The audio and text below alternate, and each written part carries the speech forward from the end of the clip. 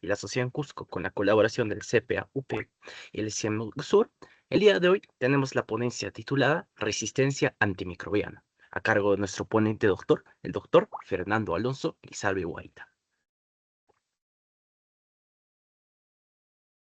Disculpen un momento. Ok. Con el doctor Fernando Alonso Lizarbe Guaita.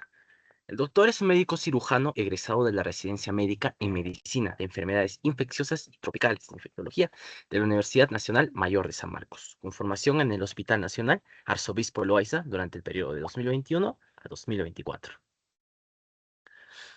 También fue médico jefe de residentes del Servicio de Infectología del Hospital Nacional Arzobispo Loaiza en los años 2003 y 2024. Ha laborado como médico asistencial en el Policlínico Parroquial San Francisco de Asís, en Ciudad de Ica, de 2018 a 2019. Ejerció cargo como presidente del Comité Médico Joven del Colegio Médico del Perú, consejero general 9 de Ica, entre 2018 y a 2019. Y anteriormente fue delegado regional SERUMS Ica del Colegio Médico del Perú durante 2016 y 2017. Ah, actualmente, ok, disculpen, al parecer al parecer hubo un inconveniente, disculpen, vamos a comenzar en 5 minutos, lo siento, disculpen las inconveniencias. Ah, nosotros a las 7:42 vamos a comenzar la ponencia, voy a volver a presentar al doctor, disculpen las molestias.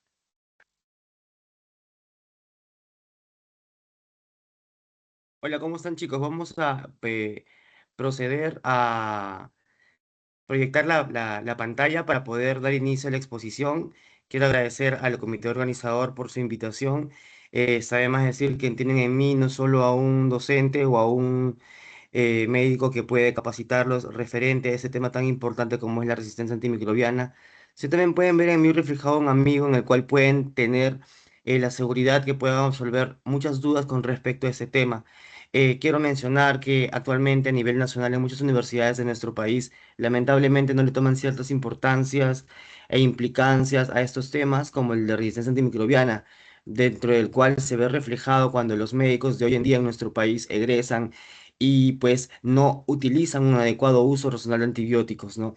Es por eso que es menester por parte de nosotros como infectólogos de poder capacitarlos constantemente para poder tener una mejor decisión terapéutica de acuerdo a los aislamientos de los microbios encontrados aislados como un agente etiológico de determinado daño o enfermedad y que de esa manera podamos prescribir una correcta medicación para evitar precisamente que exista esta resistencia antimicrobiana. Voy a proceder a presentar mi pantalla para dar inicio agradeciendo la presentación del alumno que me antecedió y vamos a quizá instar y tratar en lo posible de también llamar a nuestros demás compañeros para que de esa manera puedan estar aquí presentes y no se pierdan de ese tema tan importante como es el de mecanismos de resistencia en esta resistencia antimicrobiana.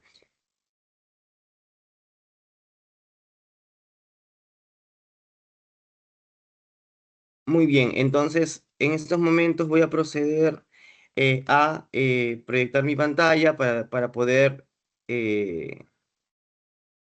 iniciar con la exposición. Quiero que me confirmen si se ve la pantalla con el tema respectivo y voy a intentar pasar una diapositiva para que me puedan confirmar, por favor, ustedes. Alguien que esté con el micrófono prendido, me confirma, por favor, que estén pasando las diapositivas para no tener inconvenientes en el desarrollo de la disertación. Sí, sí, doctor, se pueden apreciar sus diapositivas. Ahí también se Perfecto. Voy puede a ver, pasar a la sí. segunda diapositiva. Se pasó, Sí, ¿verdad? sí, Perfecto. doctor, Entonces se vamos a pasó. dar inicio, ¿te parece, hijo? Sí, para ya no ampliar más el tiempo y de esa manera poder tener más tiempo también para poder dar las explicaciones respectivas de acuerdo al tema que vamos a abordar. ¿Sí? ¿Te parece? Claro, ¿Les doctor. parece a todos? Sí, Muy claro, bien. doctor, le entregamos la palabra. Perfecto. Adelante. Entonces, bueno, chicos, ante todo, muy buenas noches. Les saluda Fernando Lizardo, soy médico infectólogo y en esta oportunidad vamos a hablar de un tema tan importante como es el de resistencia antimicrobiana y lo he enfocado como un desafío global.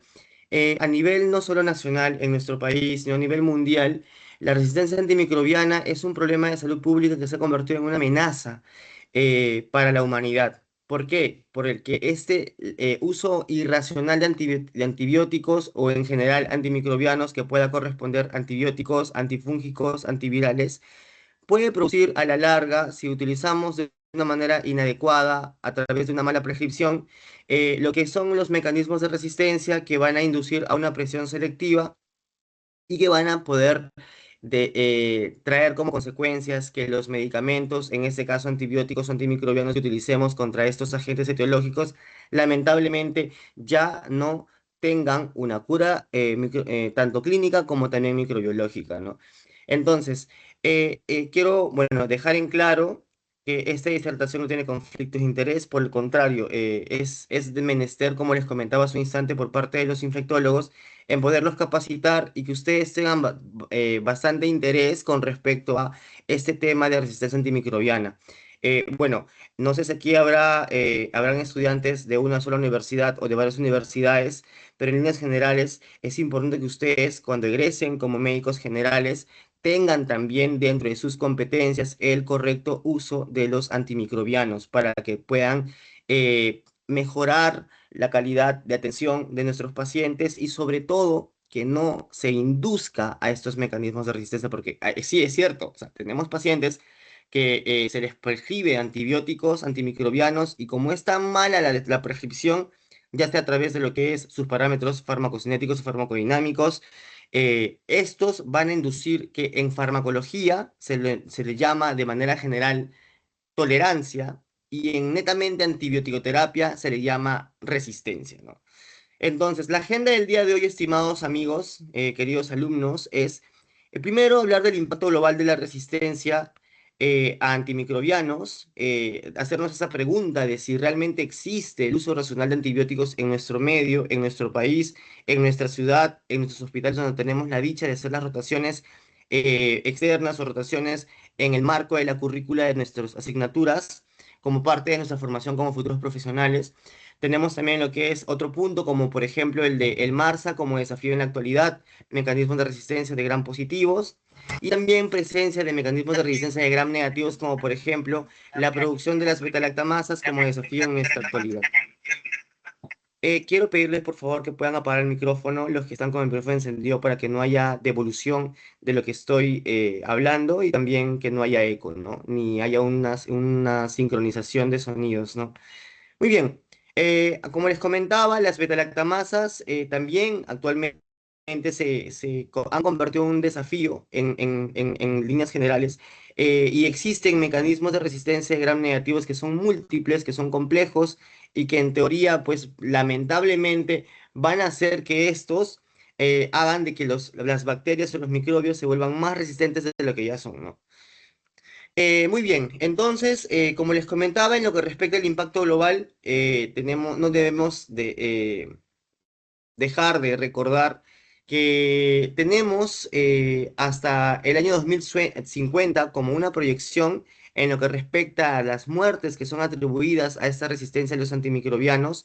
Es que se menciona que incluso ya se habla de 10 millones en una suma acumulativa de casos de pacientes que tienen esta resistencia antimicrobiana y que lamentablemente, pese a una terapia combinada, a una terapia que debería ser una terapia efectiva, y que tenga una eficacia terapéutica para poder tener cura radical, ya sea microbiológica como también clínica, lamentablemente no tiene algún resultado y el paciente continúa con la historia natural de su enfermedad hasta llegar a estadios severos y posteriormente pues tener desenlaces fatales, ¿no? Les quiero presentar una progresión histórica del uso de los antimicrobianos, en este caso de los antibióticos, ¿no? Y sobre todo el consiguiente desarrollo de los fenómenos de resistencia a los antibióticos, ¿no? En este sentido, no olvidar, y quiero aprovechar la oportunidad también para hacer una pequeña clase modelo de lo que es una correcta prescripción de antimicrobianos, ¿no?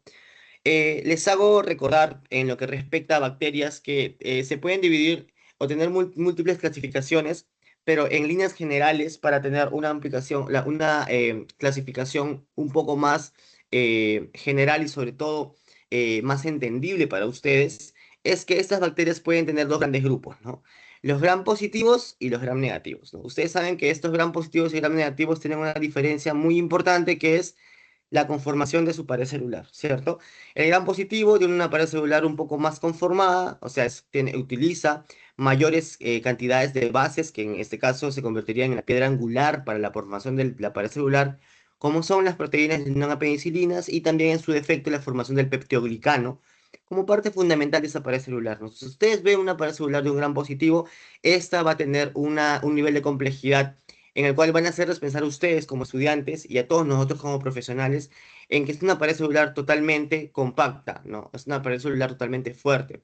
Sin embargo, nos vamos al otro lado de la moneda, que es los gram negativos, en donde, si bien es cierto, el peptidoglicano es una hebra más fina, no es tan complejo como en el caso de los gram positivos, pero en el gram negativo tenemos también lo que son otros mecanismos o estructuras dentro de esta parte celular, como por ejemplo la membrana externa, como también por ejemplo la membrana interna y el espacio periplásmico, ¿no? En este espacio periplásmico que se encuentra entre las dos membranas antes mencionadas, ya, y en el cual este peptidoglicano se encuentra en todo el espacio virtual de este espacio periplasmático, es que se genera la presencia de las enzimas que se encargan de hidrolizar o de destruir los betalactámicos, que son las beta-lactamasas. Entonces, si hablamos de una comparación de nivel de complejidad o qué pared celular es más fuerte y qué pared celular es más vulnerable, pues la más vulnerable sería la de gram positivo y la más fuerte o más compacta o las menos vulnerables serían las de los gram negativos, porque tienen mayor cantidad de mecanismos de resistencia y por ese motivo es que tenemos que tener mucho cuidado cuando tratemos este tipo de bacterias, ¿no? Entonces, ¿por qué les mencionaba rápidamente este breve recordaris? Porque nosotros, cuando hablamos de antibiótico-terapia, para empezar, pensamos o tenemos la mala idea de que si damos un antibiótico que tenga mayor espectraje, que trate en lo posible de cubrir la gran cantidad de bacterias en sus diferentes clasificaciones, pues va a ser la terapia más ideal. Y no es así. En antibiótico-terapia, para empezar, cuando tenemos un paciente con un daño que es de carácter infeccioso, lo que tenemos que hacer siempre es buscar el agente etiológico. No podemos prescribir un antimicrobiano si no sabemos qué microbio es el que está afectando a nuestro paciente. Es cierto que existen coberturas de terapias empíricas, sí es verdad.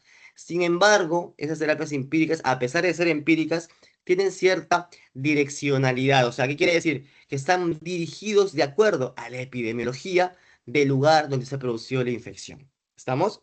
Entonces, nosotros como infectólogos, ustedes como médicos generales que van a hacer al terminar esta maravillosa etapa del pregrado, van a darse cuenta que cuando terminemos esa etapa y nos toque abordar, enfrentar a cuadros infecciosos, entonces no es prescribir directamente antibióticos amplios o los que sean los más fuertes o potentes y que sean estos los que se encarguen de como que arrasar con todo. No es la idea de la antibiótico-terapia. En la antibiótico-terapia, estimados alumnos, lo que tenemos que hacer es buscar el agente etiológico para tratar de manera dirigida y evitar, ¿qué cosa? Fomentar estos mecanismos de resistencia de esos antimicrobianos ante otras bacterias que el paciente puede tener como agentes infecciosos en futuras infecciones o en futuras enfermedades. Entonces, generamos ese cambio en la farmacocinética, o sea, ese cambio tanto en lo que es la absorción, ¿cierto?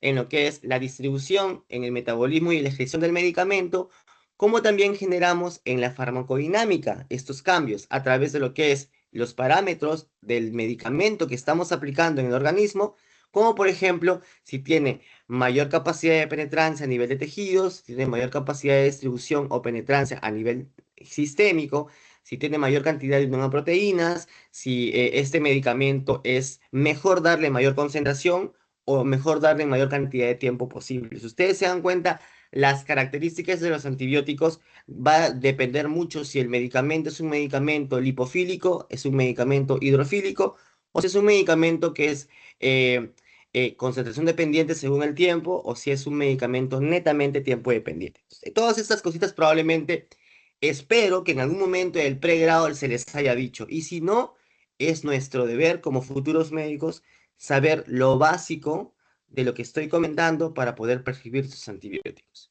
Y no solo en antibióticos, si quiero hacer yo un paréntesis, ya quizá por aquí tengamos alumnos de la UPEU, creo que también están dentro de la organización. Yo ahí actualmente también estoy laborando como docente, sobre todo en el curso de farmacología, y es importante que en cualquier grupo farmacológico, de acuerdo a las funciones que tenga y el mecanismo de acción que tenga, ¿cierto? Y la utilidad que se tenga de estos fármacos, No solo hablando de antibióticos, sino hablando en general de otros fármacos que no sean antibióticos.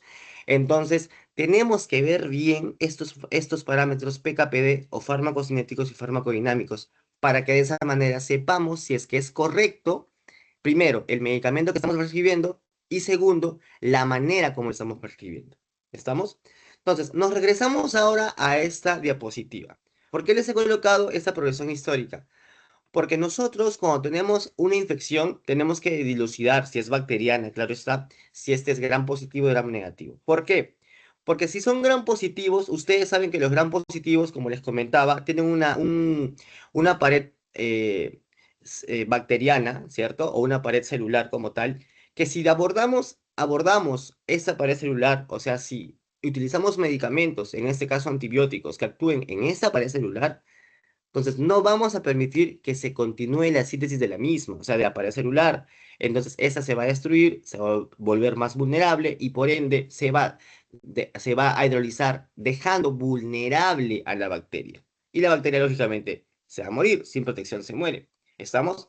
Entonces, siempre, y es una pepa que les quiero decir a ustedes, es algo que es básico para todos nosotros aquí presentes, es que siempre debemos iniciar con betalactámicos, ¿no? Si son pared celular, en la pared celular tenemos la presencia de las PBPs, que son proteínas unidoras a penicilina.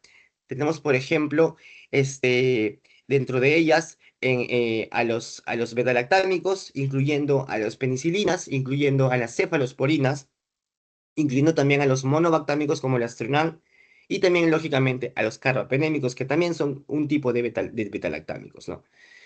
¿Dónde van a actuar? Ya los acabo de decir, van a actuar a nivel de la pared celular en las PBP. Se unen a las PBPs, ¿cierto? Entonces, al unirse a las PBPs, ¿qué van a hacer? Ya no van a dejar que estas PBPs, como precursores de síntesis de la pared celular, continúen haciendo su trabajo. Entonces, atacan a nivel de las PBPs, entonces la pared celular va a dejar de sintetizarse constantemente, porque esa es la idea de las paredes celulares, ¿no? Entonces, utilicemos un betalactámico, estimados. Utilicemos un betalactámico de acuerdo al tipo de infección que tengamos. ¿Cierto? Ya, perfecto. Pero ¿qué sucede? Sucede que se utiliza el betalactámico de manera inadecuada. El betalactámico es un medicamento, para empezar, hidrofílico. ¿Estamos? Es hidrofílico y es un medicamento que es tiempo dependiente. ¿Qué quiere decir? Este betalactámico va a depender mucho, primero, el tiempo de vida media, lo que es la eliminación renal y sobre todo, en qué momento determinado de la administración va a tener su mayor pico de eficacia terapéutica. Entonces, en los betalactámicos necesitamos que esté la mayor cantidad de tiempo posible por encima del MIC, que es el MIC, la concentración mínima inhibitoria, ¿no? Entonces, si tenemos la mayor cantidad del tiempo posible por encima de este umbral, pues va a haber mejor eficacia terapéutica en comparación de, por ejemplo, si aplicamos estos medicamentos en características que no tengan que ver con el tiempo dependiente. Por ejemplo, ¿no? Si aplicamos bolos intermitentes, en lugar, por ejemplo, de infusiones que sean un poco más extendidas, ¿no? Una infusión extendida de 3 horas, una infusión extendida de 2 horas, va a depender mucho del tipo de beta-lactámico que estemos utilizando. Por eso que ustedes, si se dan cuenta, por ejemplo, un ejemplo, amoxicilina, le damos usualmente cada 8 horas, ¿cierto? Dependiendo de la concentración, puede ser 500 o 1 gramo, de acuerdo al tipo de infección que tengamos, ya, y le damos cada 8 horas. ¿Por qué? ¿Por qué cada 8 horas? Porque necesitamos que se encuentre el mayor tiempo posible por encima de este MIC. Tenemos que darle el día 3 veces para poder tener una eficacia terapéutica, ya que está teniendo un umbral ideal por encima del MIC la mayor cantidad de tiempo posible. Interesante, ¿sí o no? O sea, es muy diferente, por ejemplo, con medicamentos que necesitamos más que nada el nivel de concentración. Por ejemplo, la vancomicina. La vancomicina no es tiempo dependiente, es concentración dependiente según el tiempo. ¿Qué quiere decir? Que necesitamos darle una concentración máxima o cercana a la máxima para decir, ah, caramba, esta concentración es buena, está por encima del MIC y sobre todo que está cercano a lo que es el efecto bactericida. Entonces, al darle esa concentración máxima, es que surge ese concepto de las famosas dosis de carga. Las dosis de carga, ustedes se dan cuenta que damos mayor cantidad de dosificación o de concentración del medicamento y posteriormente son secundados de unas dosis de mantenimiento donde es mucho menor la concentración. Hemos llegado al valle o al pico o a la meseta, ¿cierto? De la eficacia terapéutica Entonces no va a ser necesario mantenerlo todo el tiempo en esa misma concentración. Puede bajar un poco, ¿por qué? Porque con la dosis de carga hemos llegado a la dosis efectiva del medicamento. Entonces, volviendo a los betalactámicos, estimados alumnos, estos betalactámicos no es tanto que demos la mayor cantidad de concentración, sino la mayor cantidad de tiempo posible que le demos por encima del MIC. ¿Estamos? Entonces, ¿qué sucede? Sucedía pues que para empezar utilizábamos penicilinas o betalactámicos en general y no le dábamos en el tiempo determinado. Si el amoxi dábamos, por ejemplo, cada 8 horas, las personas usualmente se automedicaban o había una mala precisión por parte de los colegas y, por ejemplo, tomaban amoxi cada 12 horas o se tomaban una vez al día. Definitivamente hacíamos una inducción totalmente evidente de estos mecanismos de resistencia, ¿no? Entonces, espera, por ejemplo, que la PEP al día reciba 3 veces amoxicilina, es un ejemplo, ojo, ¿ya? Sin embargo, la PEP solo esperaba la llegada de la amoxicilina, ¿cuándo? Una vez al día. Entonces, eso generaba mecanismos de resistencia. El PEP se ponía más fuerte, se hacía más tolerable, y por ende, cuando le dábamos realmente la dosis que le correspondía y en el tiempo, frecuencia que le respondía, lamentablemente ya la penicilina no hacía absolutamente nada. ¿Estamos? Entonces, como ustedes pueden observar, a nivel de la historia, ya a nivel de la historia, tenemos pues que hay resistencias, múltiples mecanismos de resistencia, sobre todo a nivel de lo que son las penicilinas y sobre todo también lo que son los otros tipos de medicamentos que no son penicilinas o no son betalactámicos en general, ¿no? Por ejemplo, si ustedes se dan cuenta aquí en esta progresión histórica, hablamos de la aparición de los medicamentos como tal, ¿no? Y de los antibióticos usados de manera clínica, ¿no? Uno de estos más conocidos tenemos en el 1920, que es la penicilina, ¿no? Entonces, sí, es cierto. Utilizábamos penicilina a diestra y siniestra, pero no había una correcta prescripción, como les comentaba, y generaba mutaciones a través de esa presión selectiva y generaba mecanismos de resistencia, ¿cierto? Muy bien.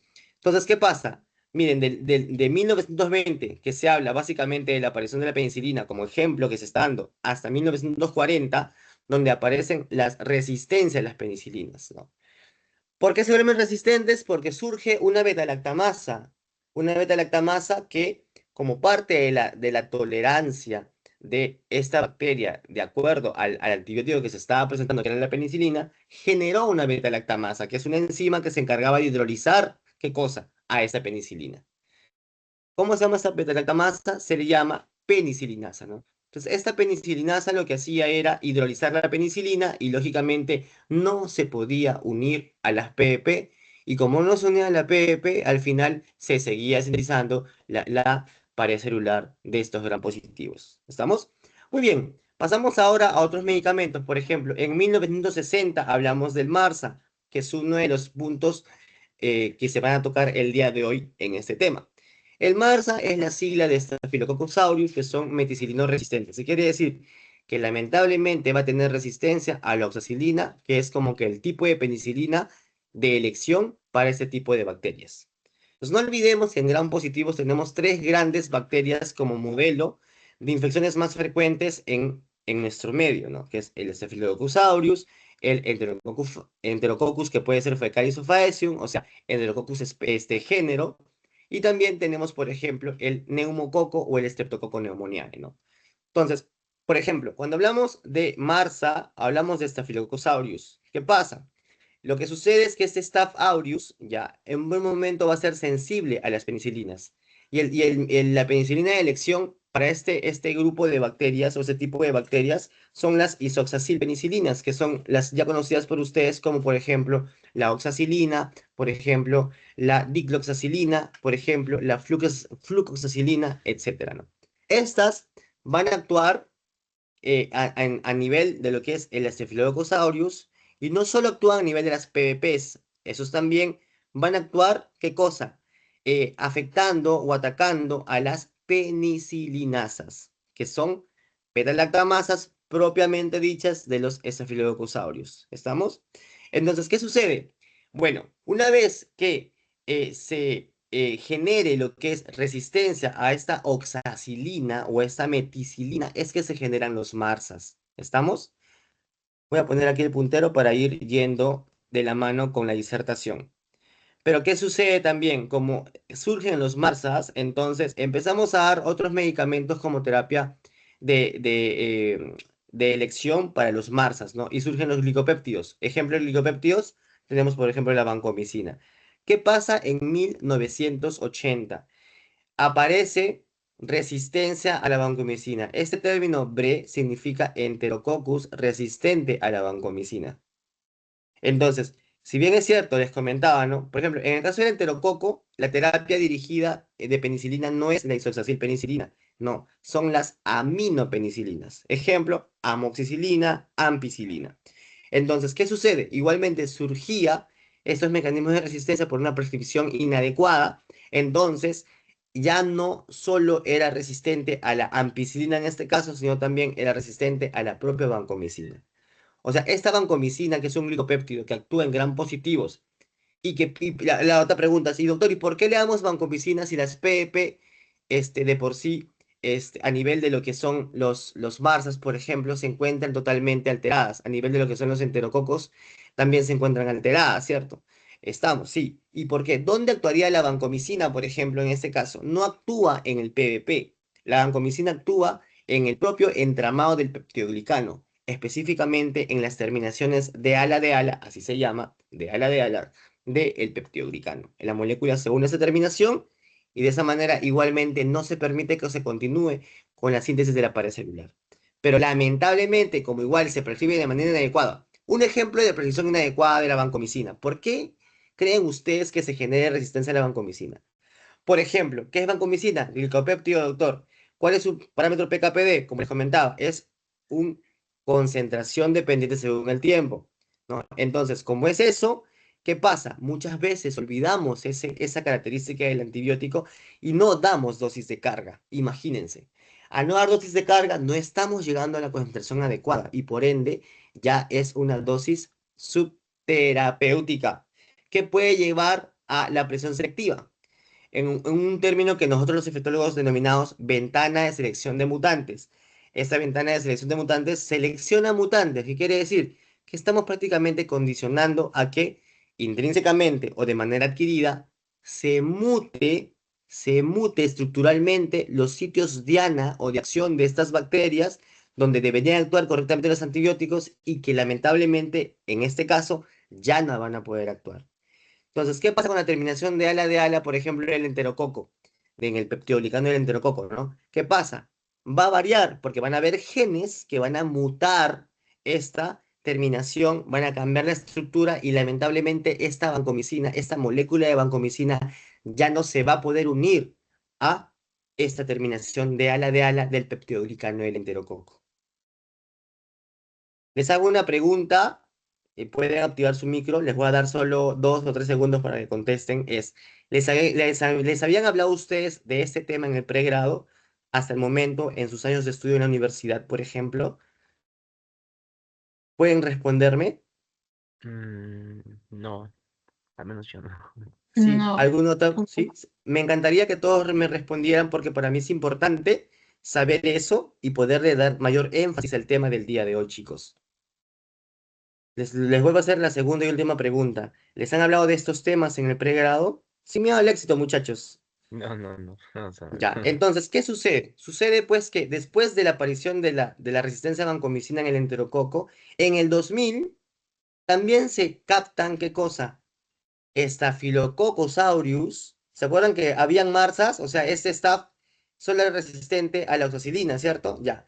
Pero ¿qué pasa? Pasan 40 años, estimados amigos, y ya no solo va a ser resistente a la oxacilina, también va a ser resistencia a la vancomicina. Es terrible, porque la vancomicina es terapia de elección cuando hay marsas, pero si hay marsas y hay barzas, ¿qué vamos a hacer?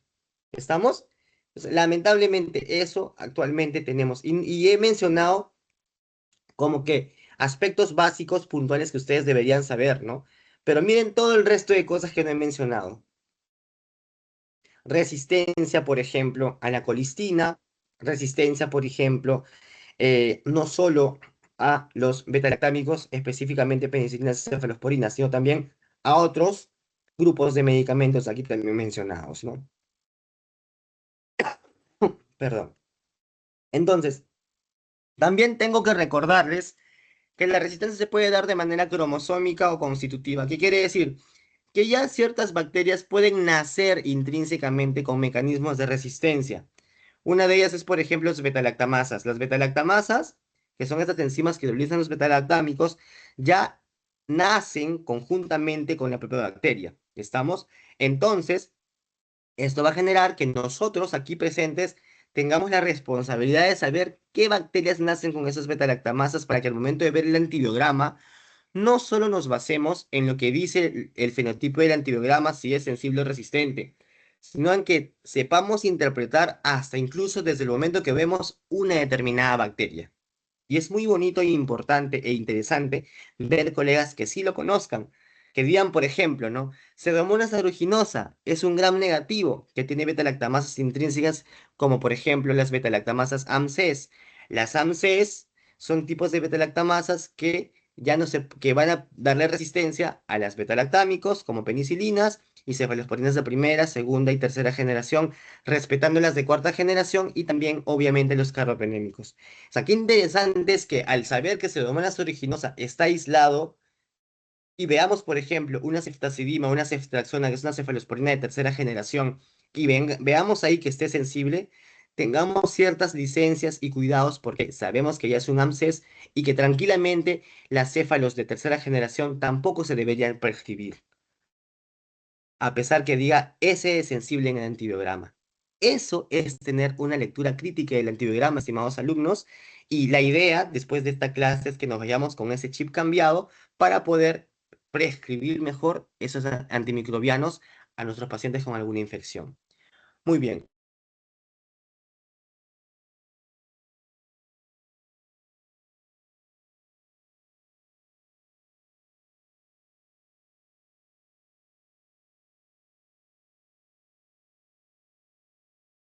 Doctor, disculpe, Hola, su sí, micrófono, ahora sí. sí. Sí, Ok. lo había desactivado. Pero solo fue un momento, ¿verdad? ¿Sí? La anterior diapo sí estaba Sí, hablando, sí. ¿cierto? Sí, doctor, solo fue por un Ya, momento. perfecto. Entonces, estimados amigos, vemos acá esta lista de prioridades globales de resistencia a sus antimicrobianos. Como ustedes pueden observar, por ejemplo, tenemos prioridades que son prioridades críticas, altas y medias, ¿no? Dentro de las críticas, ¿qué es la prioridad? Tenemos acá Pseudomonas aeruginosa y enterobacterias, ¿no? Entonces, estas dos primeras antes mencionadas, Acinetobacter baumannii, actualmente se considera una bacteria, sobre todo en nuestro medio, en el Perú, que puede tener fácilmente mecanismos de resistencia que lo puedan hacer considerar como un germen que sea extremadamente resistente, o llamados en siglas XDR. Tenemos también Pseudomonas aeruginosa, que igualmente tiene múltiples mecanismos de resistencia y que pueden ser como mínimo MDR, ¿no?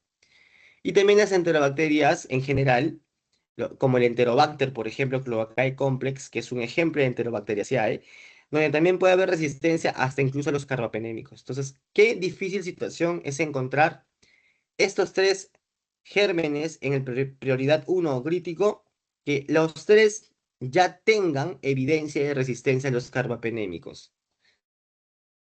Si sabemos que los carpenémicos son de amplio espectro que podemos dar cuando el paciente, por ejemplo, tiene mecanismos de resistencia tipo BLE o AMCs como beta-lactamasas y tendríamos que dar carbapenémicos, pues qué impotencia nos debería dar al saber que en el antibiograma aparece una resistencia a estos carbapenémicos. Entonces, ¿cuál va a ser la terapia que tenemos que dar al paciente si la que nos servía como salvataje también actualmente ya tiene mecanismos de resistencia, ¿no?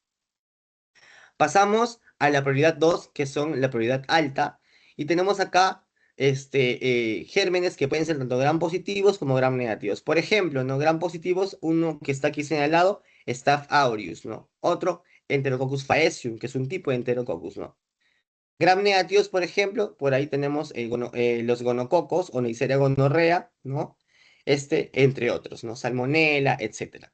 Ahora, estos medicamentos tienen medicamentos o antibióticos, perdón, estos medicamentos que estoy mencionándoles, perdón, como ustedes ven ahí, por ejemplo, Enterococcus faecium, resistencia a la vancomicina. Es el BRE que les mencionaba en la anterior diapositiva. Staph aureus, resistente tanto a la meticilina, que es el MARSA, como también resistente a la vancomicina, como por ejemplo los BARSAs, ¿no? Y así sucesivamente. Entonces, no es posible que actualmente tengamos tantos mecanismos de resistencia solo porque durante toda esta historia, toda la historia de la antibioticoterapia, hayamos prescrito de manera inadecuada, ¿no? Y como prioridad número 3 o media tenemos el neumococo a la cabeza, Que ustedes saben que el neumococo tiene más del 85% de sensibilidad a los betalactámicos, estimados, y también quiero detener un ratito aquí para lanzarles otra pepa, otro misil que yo asumo que va a quedar grabado para todos ustedes, ¿no? Streptococcus pneumoniae es el famoso neumococo que todos conocemos, que es el que produce con mayor frecuencia esta enfermedad llamada neumonía adquirida en la comunidad, ¿verdad? Sí. Asumo que aquí deben haber estudiantes, alumnos que estén rotando en hospitales y probablemente haya visto que al ingreso en emergencia de un paciente con una probable neumonía bacteriana, sin llegar a tener el cultivo a la mano o el resultado del mismo, les prescriben directamente ceftriaxona. Les pregunto, ¿es correcta la definición de esta prescripción? Neumococo, gram positivo, ceftriaxona, cefalosporina de tercera generación. Sí es cierto, cubre en parte gram positivo, pero su espectraje da más para gram negativos, ¿estamos? Entonces, estamos dando un medicamento para gram negativos, teniendo como punto de partida que es un gram positivo. En otras palabras, y en términos simples, ¿no? ¿Qué les comentaba? Neumococo, el tratamiento de elección, penicilinas. Dentro de estas, las aminopenicilinas, ejemplo, amoxicilina, ampicilina, ¿cierto? Por eso que cuando ustedes estén en el SEDUN, estimados amigos, estén en su rural y tengan que prescribir un tratamiento para una neumonía clínicamente evidenciable, porque a veces no tenemos a la mano para hacer un cultivo, sobre todo en establecimientos de primer nivel, entonces optemos por los betalactámicos y en este caso aminopenicilínicos. Le damos amoxicilina, sin miedo al éxito. Y van a ver que el paciente va a recuperar poco a poco, sobre todo si no es una enfermedad no complicada. Cuando ustedes vean que se está complicando, hay desaturación, hay la oximetría, si vemos que hay una taquipnia marcada, si hay fiebres altas con sudoración profusa que me conlleve a tener un cuadro de deshidratación que puede conllevarme un shock hipovolémico en general, entonces tenemos que referirlo, lógicamente, y en el hospital, ¿qué vamos a darle? Optaremos por darle ampicilina en primer término o darle una terapia combinada para que cubra lo que es gram positivos, gram negativos y también formas atípicas de neumonía. Interesante, ¿sí o no? Entonces, 85% más de aislamientos de estreptococos van a ser sensibles a la penicilina. ¿Y qué dice acá esta propiedad número 3? Neumococo con penicilina no susceptible, o sea, resistente. ¿Por qué? Porque ya se han presentado cuadros de neumonía adquirida en la comunidad por neumococo que no tienen una respuesta terapéutica adecuada al prescribirle de manera correcta, claro está, una penicilina, y eso es motivo de preocupación. Imaginemos que un medicamento que tiene casi ya, está solo al 15% de tener la totalidad de sensibilidad a la penicilina, ¿no? En el caso de la neumonía por neumococo, y lamentablemente ya encontramos mecanismos de resistencia para este grupo de bacterias, ¿no? Entonces, perdón, entonces acá les presento lo que les comentaba hace rato, a grosso modo, de acuerdo a lo que son las estructuras de las bacterias, tanto gram positivas como gram negativas, y sus respectivos sitios diana o mecanismos de acción. Entonces, vemos acá, por ejemplo, el gram positivo, lo que les decía, ¿no? Ustedes ven esta figura que parece una herradura, ¿cierto? De color verde agua. Alguien, aunque sea uno de ustedes, me confirma si esto se ve lo que estoy señalando con el puntero, ¿sí? Y Sí, si sí se se puede ir entiende, viendo. ya. Cierto. Entonces, como ustedes pueden observar, estimados amigos, esto es el peptidoglicano. ¿Qué les parece? Interesante, ¿no? Y comparen ese peptidoglicano en el gram positivo, porque esta parte es gram positivo, ¿cierto? Con el peptidoglicano, que es una línea fina del mismo color, pero en el gram negativo, ¿cierto? Pero lo que les decía, ¿no? Cualquiera puede decir, ah, caramba, entonces mi pared celular está fuertemente compacto con respecto a lo que es la pared celular, ¿cierto? Pero si ustedes se percatan en el gram negativo, tenemos, sí, un peptidoglicano más delgado, pero tenemos un montón de cosas más, ¿no? La membrana externa que estoy señalando aquí, la membrana interna y también este espacio virtual que aquí está coloreado de amarillo, que es el espacio periplasmático, ¿no? Entonces, vayamos a los sitios de acción para hacer un breve recordaris de manera rápida de los medicamentos antibióticos en las bacterias. Betalactámicos, ven ustedes acá, penicilina, céfalos, carbapenems y monobactámicos, actúan en estas famosas PBPs, ¿no? Proteínas de unión a penicilina, ¿no? Las famosas PBPs. Ahí actúa, estas son precursores de la síntesis de la pared celular, y si actúan aquí, nos van a permitir que se continúe la síntesis de esta propia pared, ¿no? Glicopéptidos, les comentaba que son la vancomicina, telavancina, oritavancina y otras más que terminan en vancina. La más conocida por nosotros, la vancomicina, es un glicopéptido que es utilizado para pacientes con alguna infección por gram positivos que lamentablemente ya hayan hecho resistencia a las penicilinas, ¿no? Entonces, ¿dónde actúa la vancomicina? En la terminación de ala del peptidoglicano. Quiero darle un ejemplo muy didáctico, ¿no? Imaginemos, por ejemplo, chicos, que el peptidoglicano, ese entramado, ese entretejido del peptidoglicano, sea una chalina. Esta chalina tiene en los extremos de la chalina esas famosas hilachas o hebras que son como características de las chalinas que tenemos aquí en nuestro país, ¿no? Ya, imaginemos que esas hilachas, esas hebras, esas terminaciones, esos bracitos que salen de los extremos, son las terminaciones de ala de del peptidoglicano. Entonces, es ahí donde va a actuar la vancomicina. En cambio, en la penicilina actúan las PEPs, que son parte de la piedra angular o de los ladrillos de esa construcción del tejido de la chalina. Son dos lugares totalmente diferentes.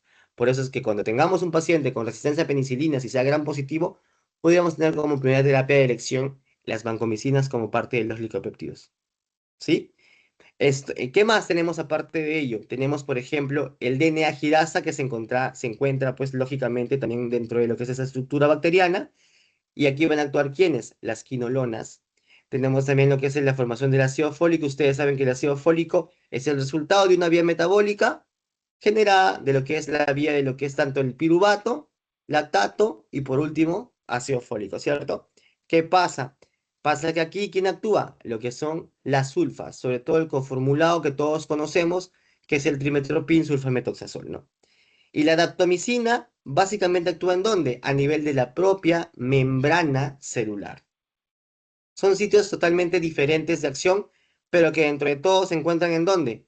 En la propia estructura bacteriana, ya sea en la pared como también en el interior, ¿cierto? Perfecto. ¿Hasta ahí entendible? ¿Hemos recordado rápidamente un poquito del mecanismo de acción de estos medicamentos? Sí. Nos pasamos ahora a otros medicamentos como por ejemplo la polimixina. Un ejemplo de polimixina, chicos, tenemos a la colistina, que es muy utilizada en pacientes que tienen infecciones por gram negativos y que tienen múltiples mecanismos de resistencia. Se me va a hacer la mano en la colistina, pero con otros medicamentos en un esquema combinado. ¿Estamos? Entonces, vemos acá que actúa a nivel de la membrana externa, la colistina. Tenemos también otros grupos de fármacos, como por ejemplo las oxazolidinonas, ¿no? Como el linezolid, también muy utilizado. Esta oxazolidinona, ¿dónde va a actuar? A nivel de lo que es el ARN ribosómico, subunidad 50S. Para que no se olviden, chicos, linezolid empieza con L50 romano, actúa en la subunidad 50S. Tenemos también ahí, ¿a quiénes más? A los macrólidos.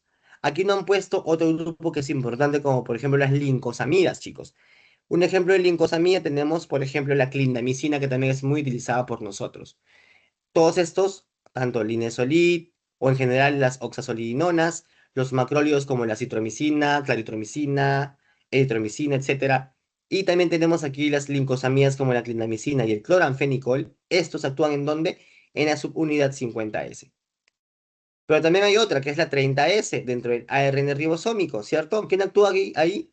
Para que no se olviden, ¿no? 30 tetra, las tetraciclinas. Ejemplo, doxiciclina, tigeciclina y el propio nombre, tetraciclina, propiamente dicho, ¿no? Y también los aminoglicósidos. Entonces, ¿por qué actúan ahí? Porque ustedes saben que el ribosoma, ¿qué es lo que hace el ribosoma? Síntesis de proteínas. El ARN ribosómico, ¿qué va a hacer? Síntesis de proteínas. Entonces, cuando yo quiero dar a un paciente un inhibidor de síntesis de proteína, voy a optar por darle estos grupos de antibióticos. Interesante, ¿no?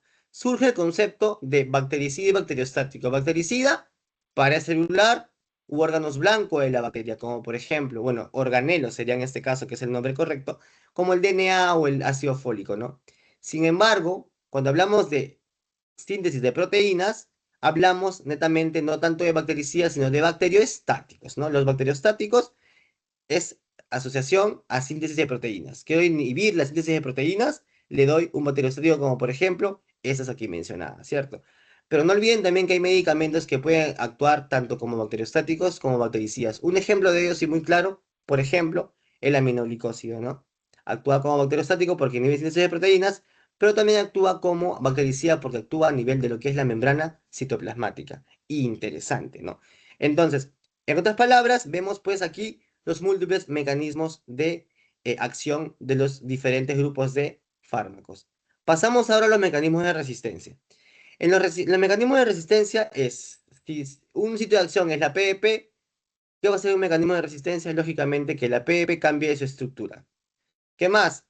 Que la terminación de ala del peptidoglicano donde actúa la vancomicina o glicopéptido también se altere, ¿cierto? ¿Qué más? Alteración del ácido fólico, alteración del DNA girasa, alteración de la cadena del ARN mensajero como parte de la transcripción de este ribosoma para producir estas proteínas. Y ojo, las proteínas pueden ser a nivel de las bacterias, ¿qué cosa?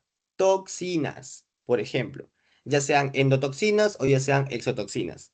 Entonces, muchas bacterias eliminan toxinas, ¿cierto? Que son al fin y al cabo de cosa, proteínas generadas en su propio ARN ribosómico. Entonces, ¿qué le vamos a dar? Podemos dar una terapia combinada, que sea un antibiótico que cubra lo que es la pared celular, que lo ataque, y por otro lado también que ataque a su toxina o a su proteína. ¿Sí? Muy bien, quiero que hasta el momento, chicos, prendan el micrófono y me confirmen si hasta el momento se está entendiendo todo para poder continuar, por favor. Para mí es importante que ustedes entiendan lo que se está hablando. Sí, doctor. Por lo menos en mi parte, yo sí estoy entendiendo. Y los demás, si por ahora no pueden activar el micrófono, podrían poner, por ejemplo, una manito para arriba con un dedito y de esa manera yo poder saber y tener la tranquilidad que se está entendiendo para poder continuar con la clase, ¿no? ¿No? Espero, veo un montón de conectados, así que espero tener esa cantidad, pues, de reacciones para poder continuar con la exposición, ¿no?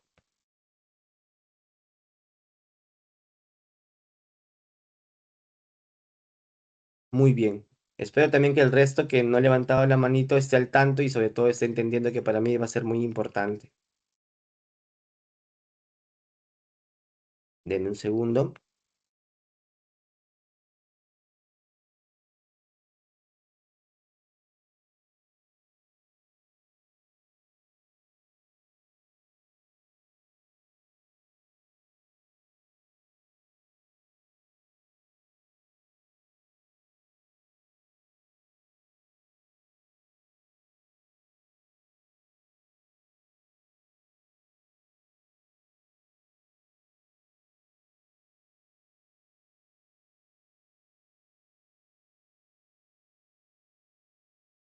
Muy bien, creo que no se está viendo la pantalla, ¿verdad? Me confirman, por favor, si no, para poder corregir eso. Solo se ve la lista de participantes, doctor. Ok, ok. Sí, nada más. Voy a ver.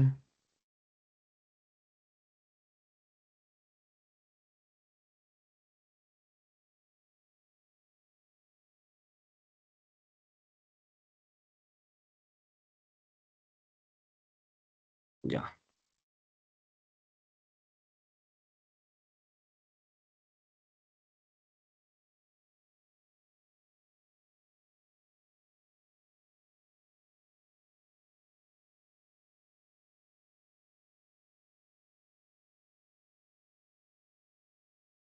No se ve la pantalla, ¿cierto? Aún no, doctor. Solo se ve lo de los presentes. Los que están en la reunión. Ya, ahora sí. ¿Ahora sí lo ven? Ahora sí se Sí, ve. Sí, ¿verdad? ahora sí se Ya, ve. Ahora perfecto. sí se ve. Entonces pasamos ahora a esa parte donde hablamos de la resistencia de las bacterias primero gram positivas. ¿Estamos?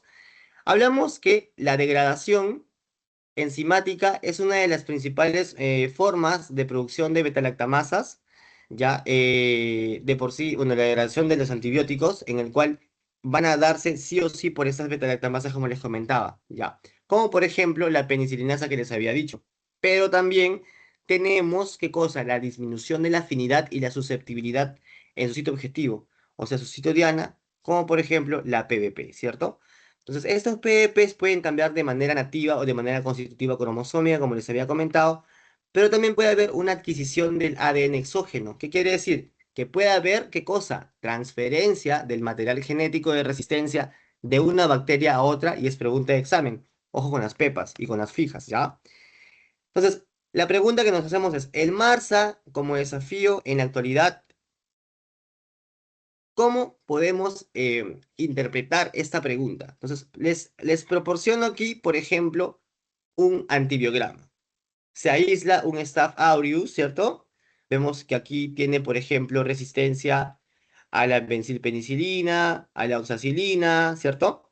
A la gentamicina, al ciprofloxacino, al levofloxacino, al moxifloxacino, ¿cierto? Eritroclindamicina y todo lo que está aquí debajo está sensible. Les pregunto, ¿y cómo se generaría estos mecanismos de resistencia? ¿Cómo me doy cuenta que realmente este Staph aureus es un MARSA, ¿cierto? Entonces, la manera correcta, chicos, para poder, por ejemplo, en este caso, saber que sea un MARSA es primero con la detección del cefoxitin. El cefoxitin, muchachos, es un marcador in vitro que me va a decir que si sale positivo o resistente es un MARSA. ¿Cómo lo corroboramos, estimados amigos? Lo corroboramos con la oxacilina. Como les comentaba, resistente a la meticilina, resistente a la oxacilina. Debería salir resistente. ¿Y qué más? Viendo el MIC. En el caso de la oxacilina para Staphylococcus aureus, si el MIC está mayor o igual a 4, o sea, de 4 a más, lamentablemente ya es resistente. O sea, 4, 8, 16. Si tenemos una oxa de 2 o de 1, por ejemplo, de 0.5, es sensible. ¿Cómo se va a también demostrar en el cefoxitin? Como negativo o como sensible. Sí está quedando más o menos claro, ¿verdad? Entonces, va a depender mucho del test de cefoxitin y también de la OXA para darme cuenta que mi paciente tenga un Staphylococcus aureus que sea resistente a la meticilina. Pero también vemos que hay más resistencias, por ejemplo, a la gentamicina, por ejemplo, al cipro, levo y moxi. Entonces, si hay resistencia a la gentamicina, ¿qué está pasando? Probablemente su sitio de acción, que es el ARN ribosómico subunidad 30S como parte de los aminoglicósidos, se encuentra alterada. Sí, prolevomoxi, que son quinolonas, ¿qué quiere decir? Que probablemente el DNA girasa también se encuentra alterada. ¿Estamos? La eritroclindamicina, en este caso, ¿qué cosa era? ¿Se acuerdan? El ARN ribosómico subunidad 50S, ¿cierto? En el cual confería resistencia a la eritromicina y a la clindamicina. También tenemos que recordar que como estos dos, como parte de los macrólidos y las lincosamidas actúan en el mismo sitio de acción, entonces puede pasar también, chicos, que encontremos eritromicina que es resistente, pero la clindamicina que sea sensible. Yo les pregunto, ¿le daríamos realmente clindamicina porque diga solo ese es sensible? Probablemente no. ¿Por qué? Porque si tenemos eritro resistente y la clinda sensible, no olvidemos que la clinda y eritro están en el mismo sitio de acción. Probablemente también se haga resistente a la clindamicina. Y para eso se utiliza un test que es este que está acá, resistencia inducible a la clindamicina, o llamado también D-test o D-test o test de doble disco de doble difusión, en donde si me sale positivo o positivo es la respuesta, entonces es efectivamente cierto que el eritro le produjo resistencia a la clinda. Pero si sale negativo es porque básicamente esa resistencia ha sido intrínseca. O sea, tanto la clinda como el eritro en este caso, ambos se hicieron resistentes sin necesidad de haberse inducido uno al otro. Muy bien. Eso era nada más un ejemplo, porque, o sea, así como ven ustedes este antibiograma, interesante sería que sepamos interpretarlo y decir, es un MARSA y hay que darle directamente vancomicina. Vamos a la banco y es sensible, ¿no? Con su MIC de 1. Usualmente el punto de corte del MIC en la vancomicina para ver sensibilidad o resistencia es 2. De 2 a más, resistente, menor de 2 es todavía sensible, como el caso de este MIC. Interesante, asumo que sí para ustedes, para mí también en su momento fue interesante cuando tuve la oportunidad de entrar a este gran mundo de antibióticos, sobre todo cuando yo hacía la especialidad, porque igualmente también tengo que reconocer que en el pregrado solo salí con lo básico, pero era importante hacer bastante referencia y sobre todo por hacer esta especialidad y tener pues en este caso los conocimientos adecuados para poderles impartir a ustedes chicos y ese también es parte de mi responsabilidad. Entonces, ¿cómo es que se produce el MASA, muchachos? Bases moleculares, que es un tema que me encanta, las bases moleculares y la biología molecular es algo que debería interesarnos a todos aquí presentes porque todos en base a biología molecular. Si conocemos todos molecularmente hablando, nadie nos va a poder refutar y vamos a tener la convicción de que el conocimiento, de acuerdo a lo que vamos a plantear, es lo más adecuado. Ya sea, por ejemplo, un mecanismo de resistencia como ahora, ya sea, por ejemplo, el mecanismo de acción de los fármacos, por ejemplo, ya sea, por ejemplo, la fisiopatología. Si conocemos las bases moleculares de todo ello, totalmente indispensable para que nosotros sí podamos sentir que sí conocemos bastante a fondo este tema y cuando nos quieran refutar con cosas sin sustento, pues tengamos las bases necesarias para poderlos afrontar, ¿no? Entonces, cuando hablamos de bases moleculares, hablamos pues que la generación del MARSA se da por un gen. Este gen es el gen MECA, chicos. Ese gen MECA, ¿qué va a hacer? Ese gen MECA va a producir un cambio de la PEP2, porque el PEP original, por llamarlo de esa manera, es PEP2 sin letras, o sea, solo con un número, PEP2. Pero lo que hace el gen MECA, ¿qué cosa es? Es cambiar o es crear nuevos PEPs del PEP2 al PEP2A.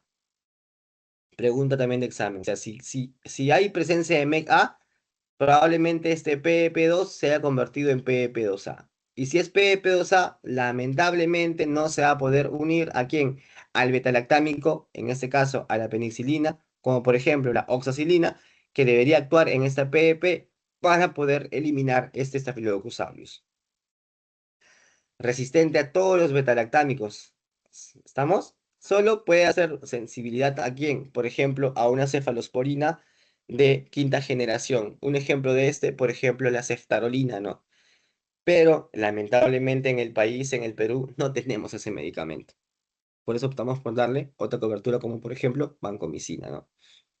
Ahora, otra cosa, ustedes se acuerdan que vimos este antibiograma y no solo había resistencia a la oxacilina, sino en múltiples medicamentos. ¿Por qué? Porque es muy probable, con muy alta posibilidad de generar corresistencia. Quiere decir que así como hay resistencia a los betalactámicos, también va a haber resistencia al mismo tiempo a los aminoglicósidos, a los macrólidos, a las quinolonas, al cloranfenicol, a la tetraciclina y a las sulfas, ¿no? Quiero también recordarles que todo, molecularmente hablando, todo mecanismo de resistencia se basa en un gen que es el MECA, en el caso de MARSA, ojo, en Staph aureus, y que van a estar localizados en un cassette cromosómico de Staphylococcus, ¿no? Que es el SCC. Este SCC es esto que les estoy presentando. Este cassette cromosómico va a tener, ¿qué cosa? Presencia del MECA, que le va a dar, ¿qué cosa? Resistencia precisamente a esos beta-lactámicos, ¿no? Muy bien.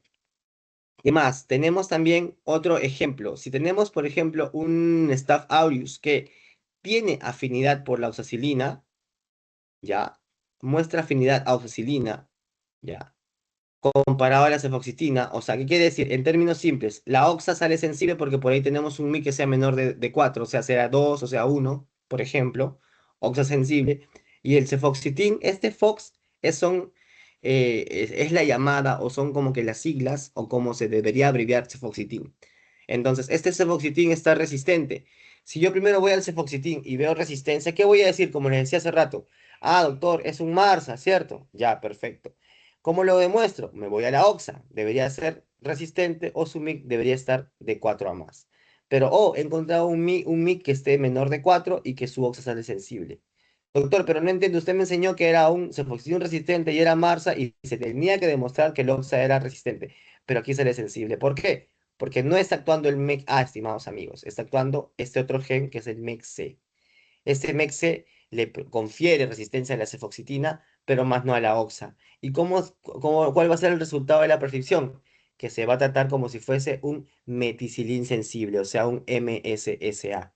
¿Y qué le vamos a dar? Lógicamente, oxacilina. ¿Estamos? Muy bien. Aquí les muestro los casé cromosómicos estafilocócicos, ¿no?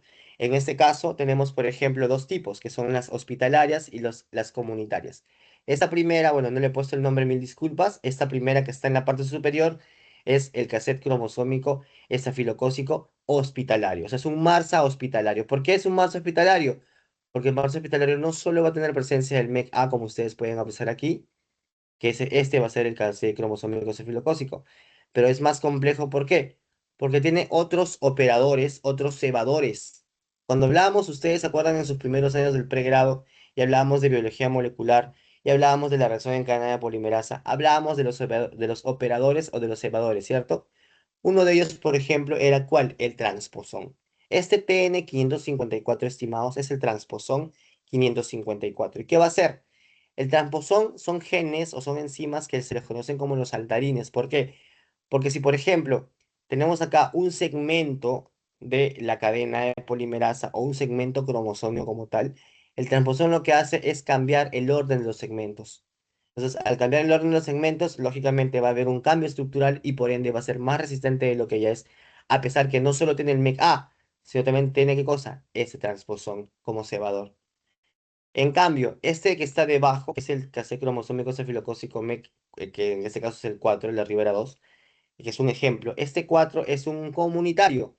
No tiene presencia de cebadores o de operadores como el de arriba, que estoy señalando, pero sí tiene al menos el MEC-A, que es lo básico para poder decir que es un paciente con un MARSA, ¿cierto? Entonces es un MARSA comunitario, el de abajo. Diferencias. El MARSA comunitario, chicos, apúntenlo si quieren. Asumo que esto queda grabado para que ustedes posteriormente lo puedan repasar. Ya. Entonces, el MARSA comunitario, por ejemplo, que es este de abajo, que es el más simple, por decirlo así, o menos complejo, tiene la propiedad de producir lo que Cerdo les comentaba como las toxinas estafilocócicas. ¿Y qué son toxinas? Son nada más y nada menos que proteínas, que son producidas ¿en dónde? ¿Se acuerdan? En el ribosoma de la bacteria, ¿no? Entonces, cuando nosotros vemos un paciente con un hospitalario, tiene menor frecuencia de producir toxinas estafilocócicas en comparación de un comunitario. Quedamos aquí arriba, si es un MARSA, vamos a dar vancomicina tranquilamente y quedamos en el caso de abajo que es un comunitario. Vamos a dar vancomicina sí, pero le vamos a agregar ¿qué cosa? Le agregamos un inhibidor de síntesis de proteína. Ejemplo, clindamicina. Ejemplo, doxiciclina. Ejemplo, linezolid. Si le doy, por ejemplo, linezolid, ya no podría darle vancomicina porque el linezolid también cubre ¿qué cosa? A resistencias en gram positivo, ¿cierto? ¿Se acuerdan? Entonces, en este caso le podríamos dar tranquilamente solo el linezolid.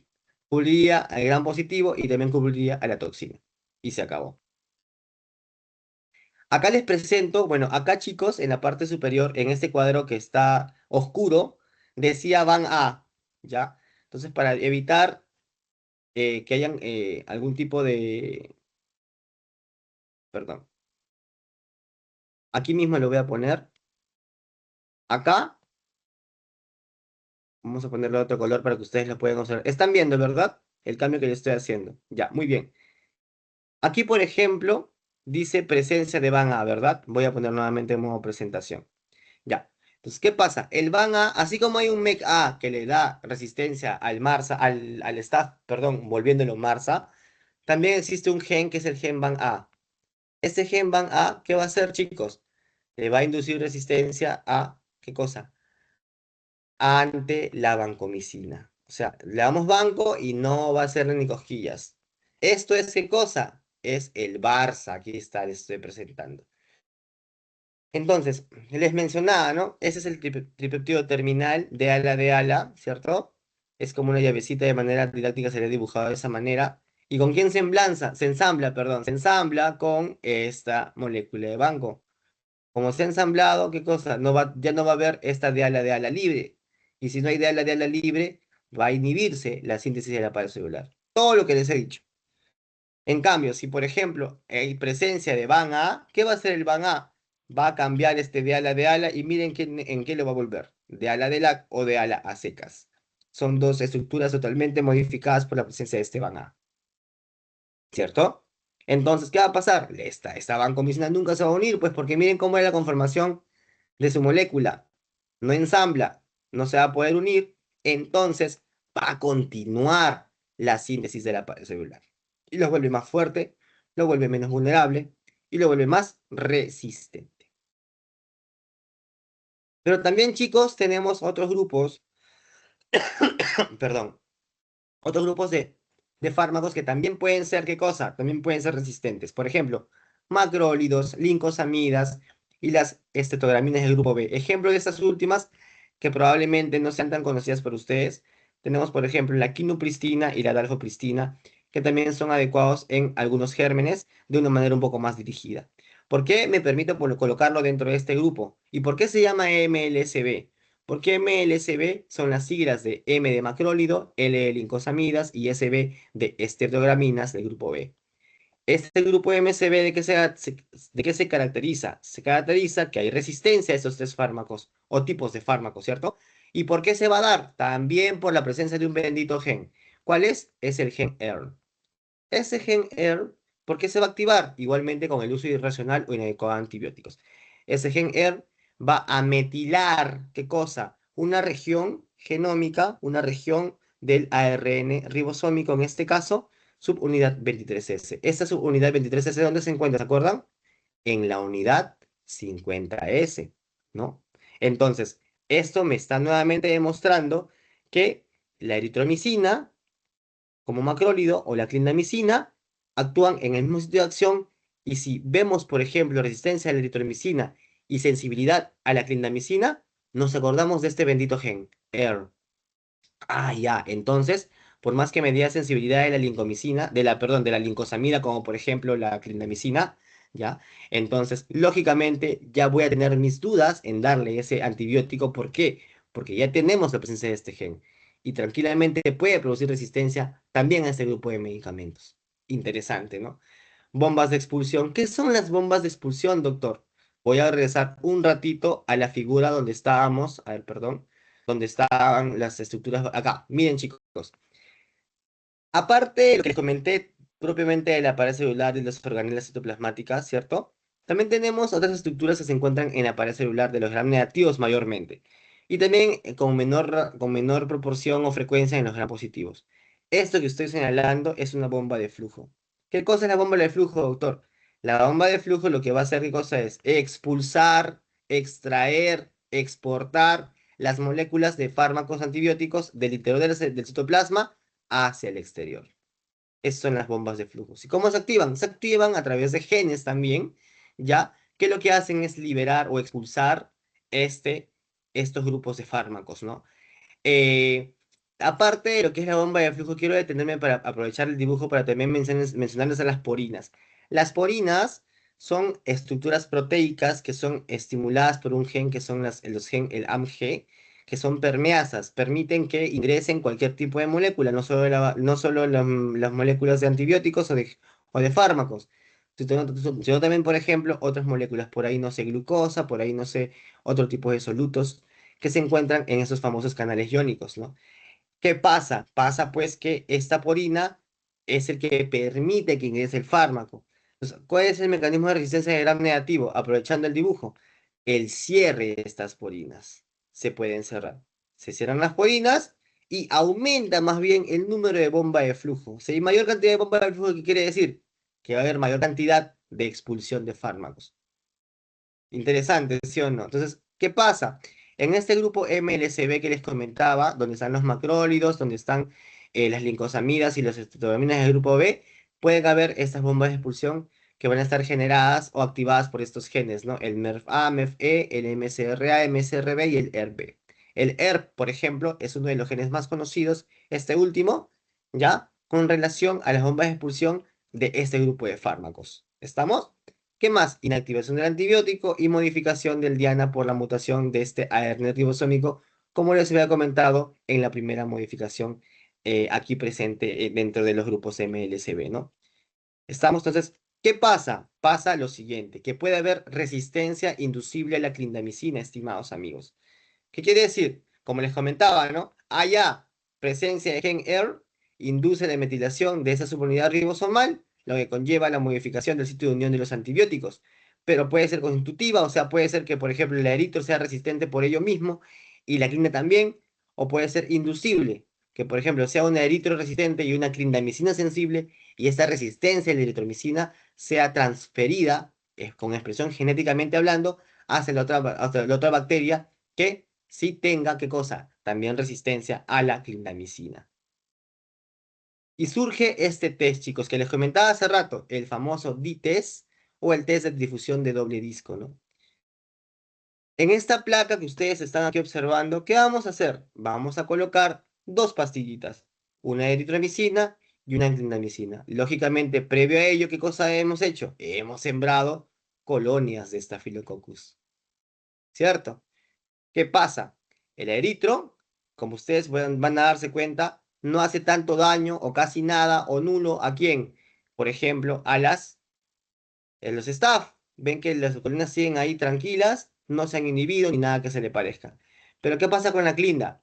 La clinda aparentemente sí estaba sensible. ¿Por qué? Porque efectivamente estaba inhibiendo o estaba matando o estaba realizando, ¿qué cosa? Este halo de inhibición bacteriana, o sea, estaba prácticamente atacando a los estafilococcus, ¿cierto? Pero si ustedes se dan cuenta, como hemos colocado de esta manera los medicamentos para testearlos, este lado que está cercano, ¿cierto? O adyacente a la eritromicina, se encuentra aplanada o achatada, miren. ¿Y eso qué significa? Que está induciendo la resistencia, la eritro, a la clindamicina. Entonces, como tiene esta forma de D, se le llama D-test positivo, y eso me indica que efectivamente sí hay resistencia a la clindamicina, pese a que en el antibiograma diga S es sensible. Eso también es para que ustedes lo tengan en cuenta. Y en mecanismos de corresistencia, aparte de los que ya les he mencionado, tenemos, por ejemplo, a los aminoglicósidos, a las estreptomicinas, que también son aminoglicósidos, y a las fluoroquinolonas. Pero ¿por qué está separada la estreptomicina del resto de aminoglicósidos? Vamos, por ejemplo, en los aminoglicósidos como tobramicina, canamicina, gentamicina, aquí faltó poner, por ejemplo, amicacina también, ¿ya?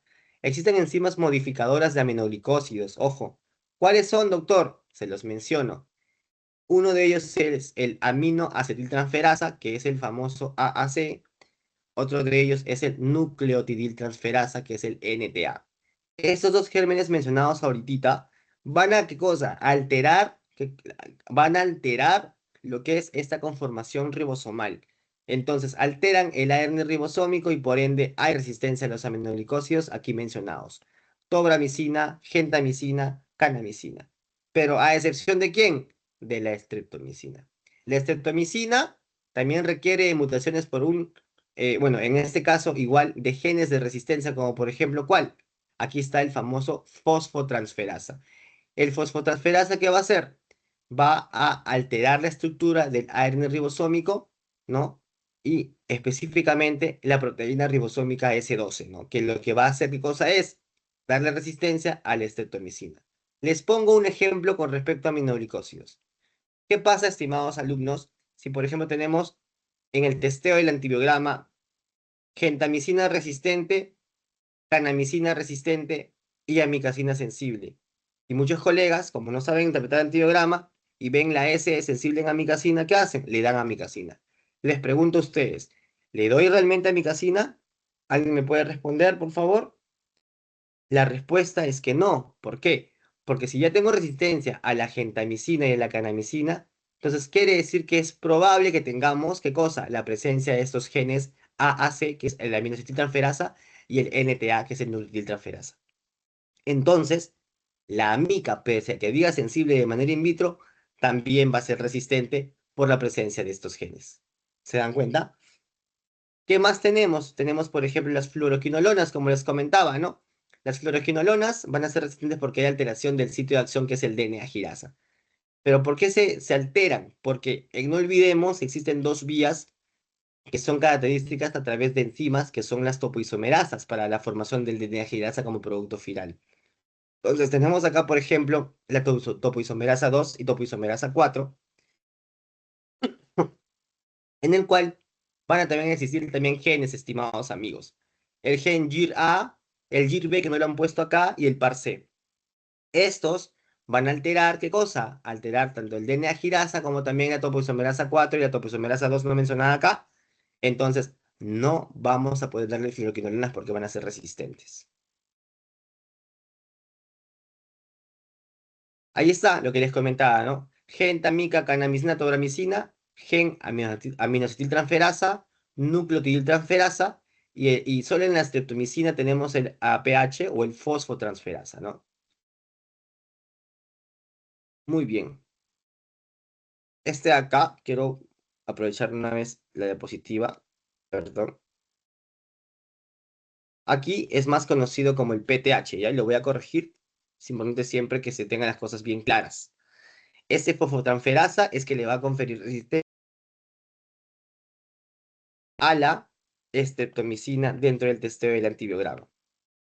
Alteración del ARN ribosómico, ¿no? Como son aminoglicósidos, es subunidad 30S porque actúan junto con ¿quiénes? Con las tetraciclinas, ¿se acuerdan? Muy bien. Fluoroquinolona es igual, ¿no? DNA-girasa, topoisomerasa 2, topoisomerasa 2.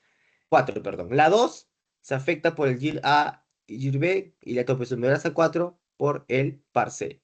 También por ahí tenemos otro gen que es el NOR-A que afecta directamente el propio DNA-girasa, ¿no? Cotrimoxazol y trimetopril-sulfitazol. ¿Dónde actúan? ¿Se acuerdan? Actúan en el ácido fólico, ¿cierto? Entonces, este ácido fólico también se podía alterar porque habían genes como el dihidropteroato sintasa y el gen del dihidrofolato reductasa, DHPS y DHFR, que alteran, ¿qué cosa? Estas vías metabólicas y le ya dan resistencia a la síntesis del ácido fólico, ¿no? El cotri tampoco puede actuar. Pasamos ahora a las gram negativas. Hemos hablado de lo que es gram positivos, netamente lo que es el staph, pero también existen corresistencias en enterococos y también existe corresistencia a los neumococos, ¿no? En lo que respecta a gram negativos, les presento este antibiograma. En el antibiograma que encontramos, Enterobacter cloacae, ¿qué cosa es? Es una enterobacteria, ¿cierto? Es gram negativo. ¿Y cuál es una de las principales características del Enterobacter? Que el Enterobacter es un gram negativo que va a producir beta-lactamasas tipo AMSES. Ya. Doctor, pero ¿cómo usted se acuerda de los nombres? Entonces, los AMSES, y eso va a quedar grabado, ¿cierto? La A es de Aromonas, la M es de Morganella morgani, la P es de Proteus, de Providencia y de Pseudomonas, ya, la C es de Citrobacter, la E es de Enterobacteria, en este caso Enterobacter cloacae, y la S es de Serratia marcescens. También se puede incluir, por ejemplo, aquí Klebsiella, entre otros, ¿no? Entonces, sabiendo este acrónimo, o sea, estas siglas, ¿no? Vamos a recordar que todas estas bacterias antes mencionadas tienen beta-lactamasa AMSES, entonces ya tenemos que estar atentos al antibiograma porque puede suceder que por ser AMSES ya no se pueda dar, por ejemplo, una cefalosporina de tercera o segunda generación y a pesar de ello me esté indicando sensibilidad este antibiograma. Hay que tener bastante cuidado, ¿no? Entonces, vemos acá, por ejemplo, bueno, vemos en este antibiograma, en este modelo, que tenemos, por ejemplo, ceftazidima sensible, tenemos ceftriaxona sensible y tenemos cefepime sensible, ¿no? Solo resistencia tenemos a quiénes, a la cefasolina y cefoxitin. Entonces, AMSES. En el AMSES también buscamos el cefoxitin, por ejemplo, que es una pepa que les quiero dar. ¿Y cómo debería salir ahí? Debería salir cefoxitin resistente, que sí es resistente. Perfecto, doctor. ¿Qué más? Me habla, por ejemplo, de lo que es ampisulva resistente, ampicilina resistente, y lógico porque son resistentes a los betalactámicos, ¿cierto? Ya. Pero tenemos, por ejemplo, ceftazidima sensible. Y ustedes saben que ceftazidima, ¿qué cosa es? Es una tercera generación, cefalosporina de tercera generación. ¿Qué pasaría si yo le doy esa cefalosporina de tercera generación a mi paciente con un AMSES? Lo que pasa, en términos simples, es hiperproducción de beta-lactamasas, chicos. O sea, los volvemos más resistentes de lo que ya están. ¿Se dan cuenta? Ese es un claro ejemplo de lo que es presión selectiva por uso irracional de antibiótico terapia. Entonces, aquí que le daríamos como mínimo cefepime, pero le vamos a dar cefepime porque es de cuarta generación, sí y solo si la infección no es sistémica o es una no complicada. Cuando es sistémica, ya no vamos a poder dar cefepime. Tendremos que dar, ¿qué cosa? Un carbapenémico, ¿no? A grosso modo, les he querido explicar más o menos la lectura de este antibiograma presente, ¿no? Que aísla Enterobacter cloacae. Volvemos nuevamente a las prioridades. Recordamos que los gram negativos son los que están a la cabeza como prioridad uno o crítica, ¿cierto? Ya, y tenemos pseudomonas, Acinetobacter baumannii, que son aislamientos de gérmenes que son bien frecuentes en el Perú, por si acaso. Así que hay que tener bastante en cuenta, ¿no? Tenemos este grupo que es el escape y el escape. Bueno, escape, y en castellano lo voy a pronunciar porque si le digo escape, al final la idea es que tengamos en cuenta lo que se produce como el acrónimo, ¿no? O aquí parece como una especie de acróstico, ¿no? Entonces, definitivamente voy a llamarlo en castellano para que se entienda por las siglas, ¿no?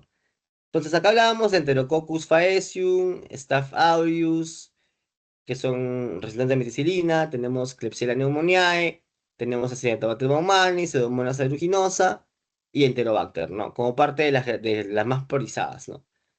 Sin embargo, también se menciona desde el 2019 en adelante que esa K cambia por C porque la C habla del Clostridium difficile, ¿no? Actualmente llamado, ¿qué cosa? Clostridioides, que es la manera correcta de llamar a un Clostridium difficile. Y eso también es aparecido, ¿por qué?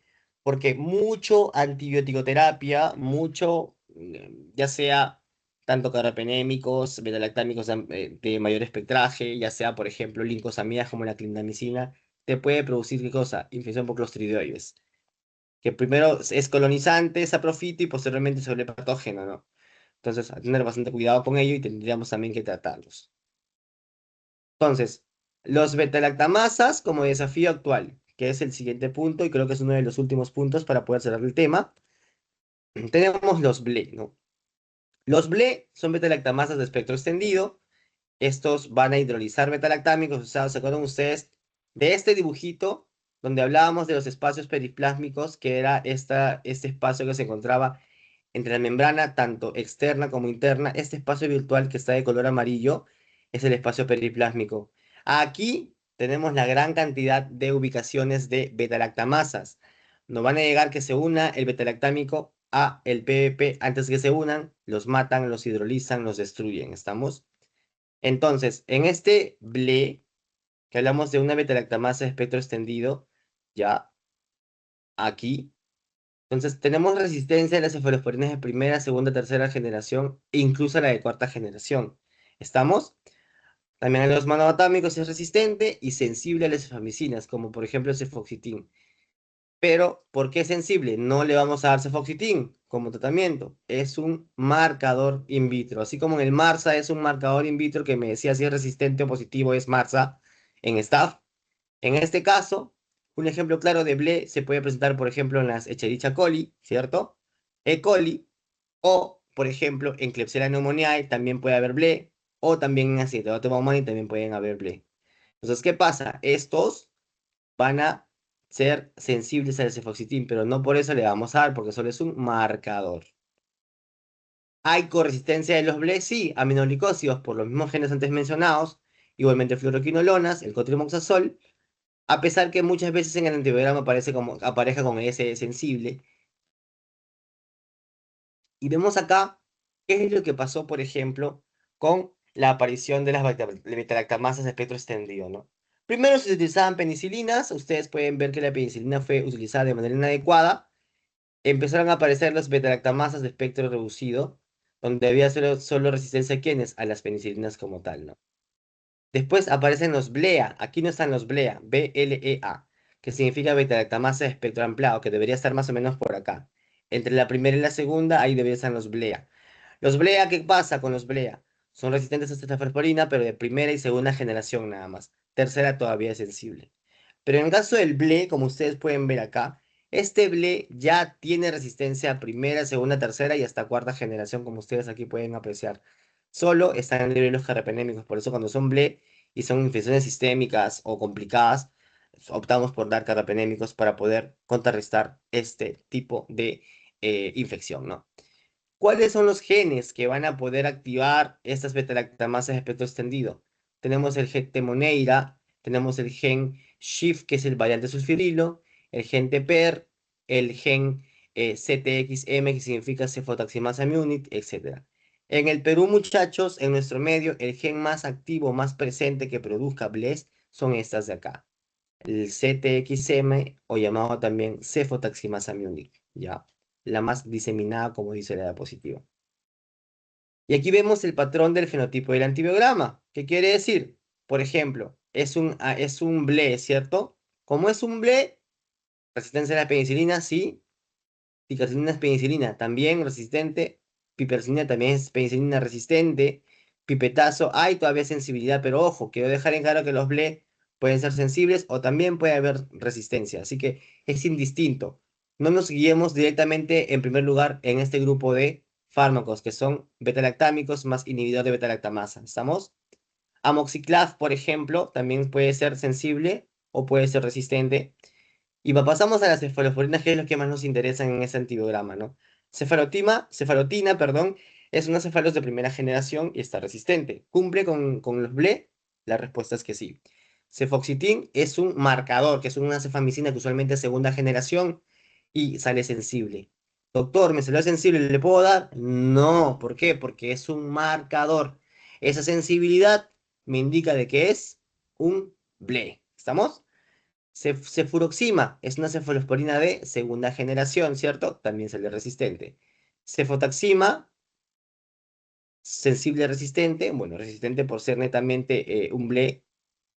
Ceftazidima, la ceftazidima es una de tercera generación y también es resistente. Cefepime es una de cuarta generación, aquí ha salido sensible resistente, pero si es sensible es porque es una infección no complicada o no sistémica y por ende se le puede dar una cefalosporina de cuarta generación. Cuando hablamos... Ah, no, perdón, este es BLE, ¿cierto? En las BLE también arrasan. Pensaba que eran los ANSES, perdón, perdón. En los BLE CFP en cuarta generación también arrasas. De primera hasta cuarta generación en los BLE, estimados. Y también el Astronan sale resistente. Y mi penén sensible como carrapenémico, entonces ahí tienen ustedes la respuesta de lo que les he comentado, ¿no? Resistencia a Penny, céfalos primera, segunda, tercera y cuarta generación.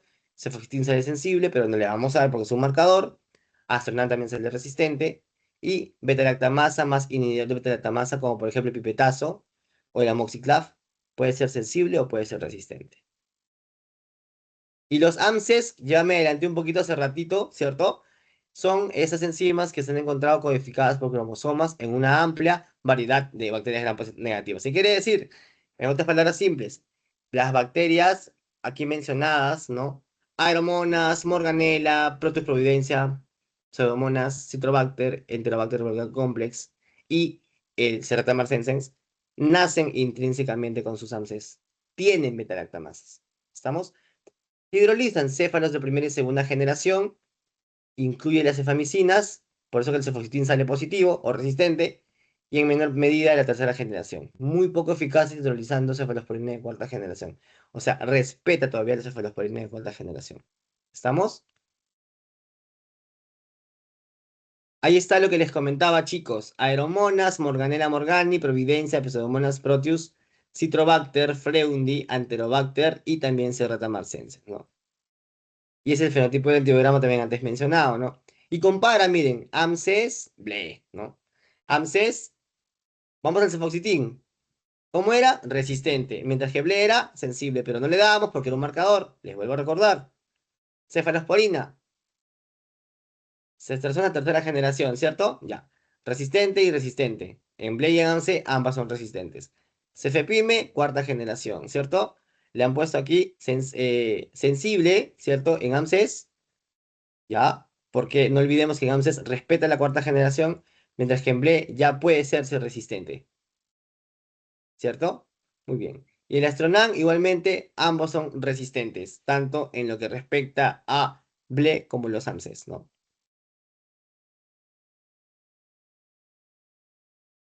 Y bueno, este es un dibujo que me encanta explicar siempre a mis alumnos en la universidad. Y también, cuando tengo la oportunidad de poder hablar sobre AMSES, ¿no? ¿Qué pasa con los AMSES y por qué les comentaba que podía producir más beta-lactamasas? ¿Por qué se vuelve más resistente la bacteria si le doy de manera insuficiente un beta-lactámico? Y aquí les voy a explicar. Perdón. Acá vemos, por ejemplo, que esta es la membrana citoplasmática. Aquí dentro es el citoplasma, lógicamente. ¿Qué cosas son estos rombitos de color negro? Son detritus, son residuos, son restos, son desechos de otra bacteria que efectivamente alcanzó una beta-lactámico siendo sensible y le hidrolizó. O sea, vino una cefalosporina, por decir ceftazidima, ceftriaxona, hidrolizó por ahí otra bacteria y se quedaron estos residuos. Estos residuos tienen un nombre, que es el 1.6 AMP, que es nada más y nada menos que 1.6 anhidromuropéptido. Este anhidromuropéptido, ¿qué cosa es? Son residuos de otra bacteria que se destruyó porque efectivamente era sensible todavía a los betalactámicos.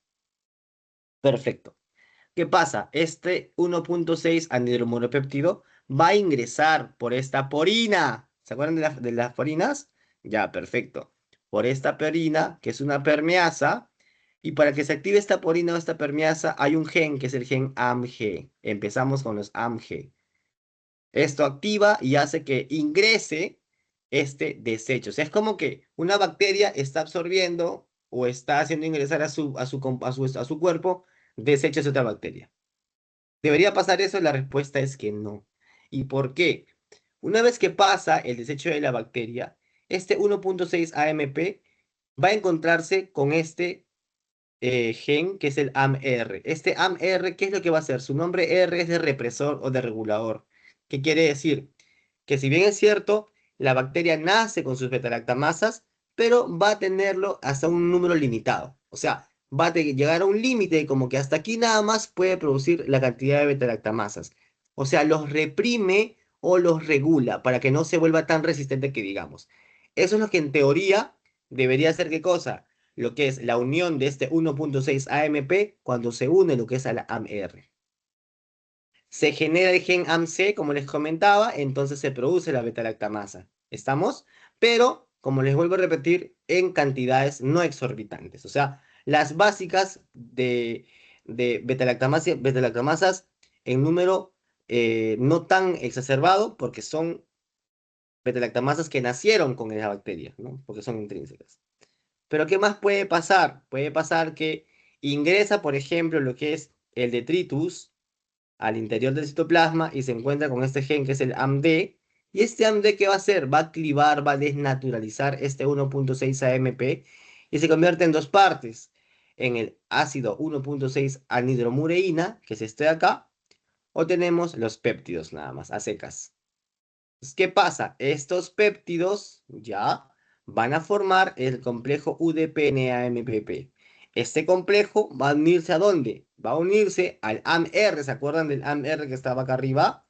Pero ya no se va a unir con el detritus, sino se va a unir con esta formación peptídica y va a bloquear el AMR. Si el AMR reprimía o regulaba la no producción exorbitante de beta-lactamasas ANSES, al bloquear este UDP-NMPP al AMR, lo que va a hacer es desreprimir. Es una palabra que utilizamos muy seguido nosotros los infectólogos. La desrepresión significa la activación exorbitante de mayor cantidad de beta-lactamasas AMSES. Eso se llama hiperproducción de beta-lactamasas por desrepresión. ¿Estamos? ¿Y todo eso por qué va a pasar? Porque lamentablemente, por ejemplo, mi paciente tiene AMSES y ya no le puedo dar una cefalosporina de tercera generación porque es resistente, pero como le di, no va a hacer ni cosquillas a este Pseudomonas aeruginosa o lo que sea, Enterobacter o Aeromonas o lo que sea, que tenían. Pero sí, como ya ingresó al torrente sanguíneo esa bacteria, ese antibiótico, entonces va a agarrar a una bacteria que todavía es sensible, que está a su costado y le va a matar, va a generar los detritus y por ende va a unirse o va a introducirse a esta bacteria que tiene beta-lactamasa ANSES. Entonces, conclusión, y creo que espero que se haya dejado entender, conclusión de esta diapositiva es, chicos, no demos, por ejemplo, ceftazidima o ceftriaxona o cefazolina o algún tipo de cefalosporina que ustedes sepan que ya no va a ser sensible al AMSES y no va a ser resistente. ¿Por qué? Porque estamos generando, ¿qué cosa? Esta activación mecánica, llegando al punto de la hiperproducción de la beta-lactamasa. O sea, no demos por dar cefalosporinas de tercera generación, por ejemplo, un paciente con AMSES, porque vamos a jugar con fuego, vamos a hacer que se genere mayor resistencia de esta bacteria. Espero que se haya dejado más o menos entender, me pueden confirmar, por favor. Moraleja, no demos antibióticos que no le correspondan y sobre todo que son resistentes, porque pueden generar mecanismos de resistencia que los vuelvan más potentemente resistentes que antes, ¿no? Y este es básicamente el antibiograma de los AMSES. Ya, por ejemplo, tenemos acá AMPI como penicilina resistente, lógico. Pasamos al segunda penicilina, ticarcilina, resistente igualmente. Piperacilina resistente. Piptazo, que es betalactámico más inhibidor de betalactamasa, también ya se ha vuelto resistente. Amoxiclav, ni qué decir. Y empezamos con las cefalosporinas. Céfalos de primera generación como cefalotina, resistente. Cefoxitin, ¿cómo salía en el AMSES? Sensible o resistente. Salía resistente, estimados amigos. Cefuroxima de tercera generación resistente, perdón. Y ceftazidime, cefepime, resistente, pero cefepime sensible porque sabemos que es un AMSA y todavía puede respetar la cuarta generación de las cefalosporinas, ¿no? Azonan resistente y imipenem lógicamente sale sensible. Esa es la manera correcta de la lectura del antibiograma y decir, ah, ya, este paciente efectivamente tiene una beta-lactamasa AMSES.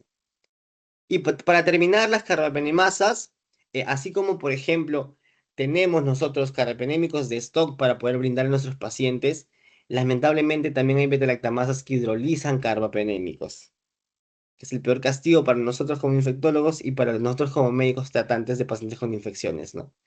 Y aparecen las benditas carbapenemasas. ¿Ya? Entonces, estas pueden ser tanto cromosómicas o constitutivas, o sea, nacen intrínsecamente, como también pueden estar presentes en elementos genéticos móviles, ¿no? Como por ejemplo uno de ellos, los plásmidos, ¿no? ¿Se acuerdan en biología los plásmidos? ¿No? Sobre todo también los plásmidos están cuando hablamos, por ejemplo, de la inmunidad, ¿no? Sobre todo a nivel de la humoral y de la celular. La celular que generan como una especie de hijos, ¿no? Que son precisamente estos compuestos plásmidos que van a servir como transporte de expresión genética y van a conferir resistencia de una bacteria a otra, ¿no? Entonces, ¿qué hidrolizan carbapenemasas? Definitivamente no podemos dar penicilinas ni cefalosporinas de ninguna generación, ¿no? Y tampoco, por ejemplo, carbapenémicos, ¿no? Artapenem, minpenem, meropenem, doripenem, no podemos darle porque el paciente está con una carbapenemasa, ¿no? Entonces, en los monobactámicos, a excepción de los metalo-betalactamasas o de clase B, sí se le podría dar lo que es el Astronam, por ejemplo, pero en combinación de un betalactámico con una inhibidor de betalactamasa. Por ejemplo, ¿no? Tengo un paciente que está con Pseudomonas aeruginosa, que puede tener carbapenemasas tranquilamente, tiene carbapenemasas y le hemos encontrado, ¿qué cosa? Le hemos encontrado sensibilidad, por ejemplo, al Astronam. Cuando veamos en el antibiograma sensibilidad al Astronam, entonces quiere decir que es cierto, en este caso es una betalactamasa, pero, como hay sensibilidad al Astronam, probablemente sea un tipo de betalactamasa que se llama metalobetalactamasa. Entonces, este metalobetalactamasa va a tener un componente de zinc en su estructura que va a tener afinidad precisamente por el Astronam y por eso es que se va a hidrolizar. ¿Estamos? Entonces, solo en esos casos podemos utilizar los monobatámicos, pero si no son metalobetalactamasas, si no son serin-betalactamasa, que es la otra moneda de las betalactamasas, entonces definitivamente no vamos a poder utilizarlos, ¿no? Y aquí tenemos la clasificación de las carbapenemasas. Tenemos en las de tipo serín, como les comentaba, y las de tipo metalo-betalactamasas. Tipo serín son residuos de serina en sitio activo, y metalo-betalactamasas tienen los cationes divalentes tipo sin como cofactor, como les había mencionado, ¿no? Entonces, dentro de la clasificación que tenemos de Bush, Jacob y Madeiros, ¿cierto? Y la clasificación de Ambler son dos tipos de clasificaciones que están conjuntas en este cuadro. Entonces, los que son serin beta-lactamasas, tenemos los carbapenemasas de clase A, clase D, y mientras los que son, por ejemplo, metalo-beta-lactamasas son las de la clase B. ¿Cuáles son los genes, doctor? En clase A tenemos, por ejemplo, el NMC, el SME y el IMI. Estos van a proferirle resistencia, pero como serin beta-lactamasas, ¿a quién? Enterobacter, Serratia, etcétera, ¿no? Tenemos también dentro de la clase A como serín beta-lactamasa a, por ejemplo, el famoso KPC, que ustedes han debido leerlo en un momento de su vida, ¿no? Que son de Klebsiella pneumoniae, Serratia marcescens, Enterobacter, Citrobacter, Pseudomonas, Morganella morgani, Acinetobacter baumannii, ¿no? O sea, los que tienen como que el espectral G del AMSES, pero en este caso no está aquí porque es clase A con el KPC. Doctor, ¿y el AMSES dónde se encuentra acá? No se va a ubicar en esa clasificación. ¿Por qué? Porque los AMSES están justo en la clase C, que no está aquí contemplado. ¿Estamos? Muy bien. Clase A tenemos el GES, es otro gen. El GES le va a dar, ¿qué cosa? Resistencia al Pseudomonas aeruginosa, pero como serín beta-lactamasa. Conclusión, en esta clase A no vamos a dar Astronam. ¿Por qué? Porque no tiene anillo de zinc en su estructura. Clase D tipo Oxa, tenemos el Acinetobacter, Pseudomonas, entre otras, ¿no? Igualmente, estos son todavía serin beta-lactamasas. Clase B, doctor, clase B son las metalo-beta-lactamasas, chicos. Entonces, tenemos acá el IMP, BIN, SPM, GIM, SIM, NDM. Este que está IMP, BIN, por ejemplo, que es imipenemasas, el primero, el segundo es metalobetalactamasas, integrón Verona, por ejemplo. Estos podemos encontrar, por ejemplo, pseudomonas aeruginosas. Y el NDM, chicos, es un tipo de metalo-beta-lactamasas. ¿En dónde vamos a encontrar? También en pseudomonas, pero es más frecuentemente en nuestro país en la Klebsiella pneumoniae. Y es una metalo-beta-lactamasa. ¿Qué le vamos a dar? Por ejemplo, podríamos darle ceftazidima y bactam, pero combinado con astronam por ser una metalo-beta-lactamasa. Muy bien. Y ya para terminar, esas clasificaciones que les había comentado con respecto al serín y metal-beta-lactamasa, y sobre todo los tipos de genes que ya mencioné en la anterior diapositiva. Impacto clínico de las carrapenemasas, problema de salud pública a nivel mundial y local, aumento de y mortalidad que puede oscilar entre el 18 y 60% en caso de Klebsiella pneumoniae, limitadas alternativas terapéuticas, largas estancias hospitalarias, alto costo en los tratamientos y fácil diseminación de la cepa en el ambiente hospitalario. Y esas son las conclusiones, chicos. Espero que hayan quedado bien claras las definiciones básicas con respecto a resistencia antimicrobiana. Y es un tema pues que a la larga nosotros podríamos plantearlos en otro momento, ¿no? Por ejemplo, tuve la oportunidad de estar en el Congreso Nacional este año en el departamento de Huancayo, en la región de Huancayo, y hablamos también de este tema. Fue un boom para los chicos, porque al igual que ustedes, probablemente era la primera vez que hablábamos de temas diferentes de lo que nos mencionaba en el pregrado con respecto a resistencia antimicrobiana. Son fotos que han sido muy importantes para mí en mi vida y les he querido también mostrar. Y para terminar, no olviden que siempre es importante que para el caminante no hay un camino, sino que se hace un camino al andar, ¿no? Y de esta manera termino con la exposición. Justo me están hablando por interno que hemos terminado con el tiempo y muchísimas gracias por su atención. Más bien, muchas gracias, doctor, por su presentación. Bueno, como no, creo que no va a haber tiempo para la etapa de preguntas, a menos que algunos compañeros tengan algunas dudas. Entonces, si no hay, no hay dudas para el respecto, ha sido un gran placer haber contado con su participación. Y a nombre de los comités organizadores, estamos muy agradecidos por haber apoyado nuestra charla. Y también hasta a los participantes, por favor, vamos a tener otra ponencia, así que pues quédense en la reunión y muchas gracias, doctor, por la ponencia.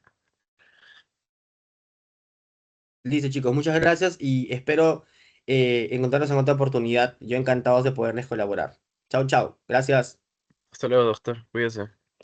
Chicos, todavía no se vayan, o sea, en el voy a colocarles el post-test, por lo que sería por el chat, para que, bueno, lo vayan completando, ¿no? Aquí se encuentra, pongan su nombre, todo eso y lo bañan con sus correos. Es lo que hablaba el doctor.